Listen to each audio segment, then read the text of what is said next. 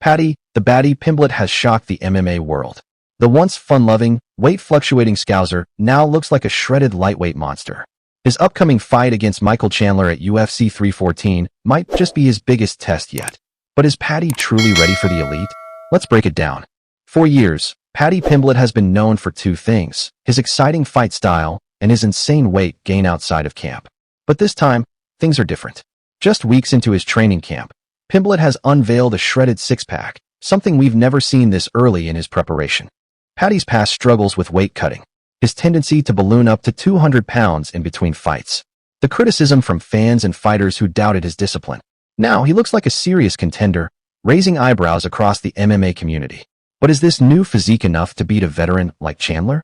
Paddy is known for his wild, brawling style mixed with solid grappling. But does his striking really hold up against elite competition? Strengths: dangerous submissions, high aggression, willingness to take risks. Weaknesses: gets hit a lot in exchanges. Striking defense isn't the best. Questionable gas tank in high-pressure fights. Against mid-tier fighters, Paddy's style has worked. But Michael Chandler isn't just another opponent. He's a former champion, a powerhouse, and an explosive finisher. Let's talk about the man Paddy is facing, Michael Chandler. A former Bellator champion, a UFC knockout artist, and one of the most explosive lightweights in the world. Chandler's weapons: insane power, NCAA-level wrestling, explosiveness, and speed. His biggest wins: knocked out Dan Hooker in the first round, went to war with Justin Gaethje in one of the best fights ever, nearly finished Charles Oliveira in a title fight. Paddy has never faced anyone like Chandler. The question is, can he handle the pressure? So, if Paddy wants to win, what does he have to do? 1. Avoid the early onslaught. Chandler starts fast and dangerous. Paddy must survive the first round. 2. Grappling is key. If Paddy can get Chandler into deep waters, he has a chance. 3. Use volume striking. Instead of trading power shots, Paddy should keep Chandler moving and wear him down. We've seen Chandler gas out in high-paced fights before. If Paddy can take him into deep waters, it could be his fight. On the flip side, Chandler has a clear path to victory. 1. Land the bomb. One right hand from Chandler can end it early. 2. Wrestle early. Chandler's wrestling could neutralize Paddy's striking game. 3. Pressure. If Chandler keeps moving forward, Paddy may not be able to handle it. At the end of the day, it's experience versus potential. A proven warrior versus a rising star. Fans are split on this fight. Some believe Paddy's hype is real. Others think Chandler is too much for him. Social media has been on fire with predictions. Some say Paddy is overrated and will be exposed. Others believe Chandler is too old and slowing down. But one thing is certain: this fight will be absolute chaos. So who wins? Let's break it down one final time. If Paddy survives round 1, he has a chance. If Chandler lands early, it's game over. Paddy's grappling could be his secret weapon, but Chandler's power is a major threat. Personally, I think this fight will be a war. Paddy will have his moments, but Chandler's experience, power, and explosiveness might just be too much. But hey, in MMA, anything can happen. What do you think? Will Paddy prove the doubters wrong and take out a UFC veteran? Or will Chandler show the world that he's still one of the most dangerous lightweights on the planet? Let me know in the comments. And as always, don't forget to like and subscribe for more fight breakdowns. Magomed Ankalaev, the new light heavyweight king. How he dethroned Alex Pereira at UFC 313. The reign of Alex Pereira has ended. Magomed Ankalaev, the relentless Dagestani warrior, has claimed the UFC light heavyweight championship in a dominant performance at UFC 313. What went wrong for Pereira? How did Ankalaev execute the perfect game plan? And what's next for both fighters? Let's break it all down in detail. UFC 313 was set to be a historic night. Alex Pereira, the knockout artist, the former middleweight champion, and one of the scariest strikers in UFC history, was set to defend his light heavyweight title. His opponent? Magomed Ankalaev, a calculated and well-rounded Dagestani fighter who had been knocking on the championship door for years. Pereira was coming off dominant wins, including his brutal knockout over Yuri Prochaska. Ankalaev had been undefeated for years but struggled with controversial decisions, including his infamous draw with Jan Blachowicz. The fight was billed as power versus precision, Pereira's deadly striking against Ankalaev's suffocating grappling and technical boxing. The stakes couldn't have been higher. If Pereira won, he would edge closer to Jon Jones' record of title defenses at 205. But if Ankalaev won, he would bring the belt back to Dagestan, proving that his wrestling-heavy style could dominate even the best strikers. Round 1, a cautious start. The fight begins with both fighters measuring the distance. Pereira throws his signature leg kicks early, but Ankalaev checks them and remains composed. Midway through the round, Ankalaev shoots for a takedown, pressing Pereira against the cage. Pereira defends well, but eats a few knees to the thigh. The round ends with Ankalaev controlling the clinch.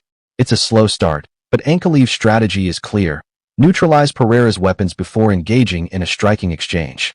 Round 2. Ankalaev's first dominant moment. Pereira starts aggressive, landing a clean left hook that wobbles Ankalaev momentarily. Ankalaev regains composure and shoots for a double-leg takedown, slamming Pereira to the mat. For the first time in his UFC career, Pereira is controlled on the ground, with Ankalaev landing strong elbows from half guard.